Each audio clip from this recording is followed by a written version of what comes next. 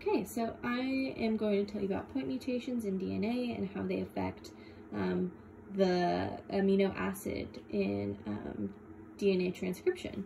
So we're going to be focusing on this strand. This is the leading strand, the coding strand, and this is the template strand. This is the translation product, the RNA, and then we're going to be looking at the transcription product of the wild type. Okay, so there's two types of point mutations, transition and transversion. A transition is when purine bases switch to purine bases or pyrimidine bases switch to pyrimidine bases. And transversion is the opposite. It's when you're going to purine to pyrimidine or vice versa. I like to remember these. The difference between transition and transversion is a transition is a much lighter word than a transversion. Transition could be like starting a new semester, while a transversion would be starting a new semester at a new school. So it's a much harsher word because you're switching between two totally different bases, and transition is much lighter because you're only switching between two of the same type of base. In a missense mutation, only one amino acid is changed. And this won't largely destroy the protein function. And as you can see, the tryptamine and the cytosine are different in the wild type and the missense mutation. This is because the G in the wild type switched to a C, and this is a transversion.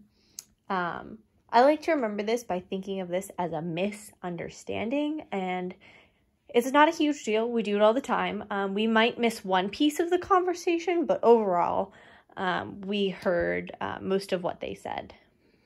Next, we're going to be looking at nonsense mutations. So this is a point mutation that turns an amino acid into an extra stop codon. So the cytosine is turned into another stop because the C transversion into an A. And I like to remember this by thinking about it like an amino acid chain, like a sentence. And if a period gets placed too early, like a stop codon, the sentence will be total nonsense. For a silent mutation, a point mutation happens, but it codes for the same amino acid, so there's actually not a change. So even though this transition happened between a G and an A, they're both stop codons, so there's really no difference in the amino acid chain.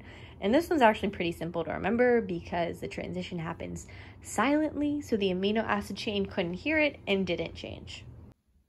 For a read-through mutation, a point mutation happens at the stop codon, making it code for an amino acid instead of stopping, so the chain is much longer.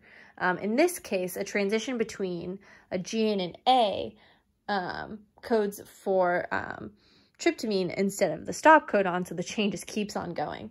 I like to remember this by imagining that you're reading a book and the stop codon is a period in a sentence. And if it was changed with a word, you just keep reading and reading and reading and it wouldn't make any sense. I hope you enjoyed my little analogies to explain different mutations in DNA. All the illustrations are mine, but I got some information from Play Pause It Video 44, Mutations Part 2 in the Raven textbook.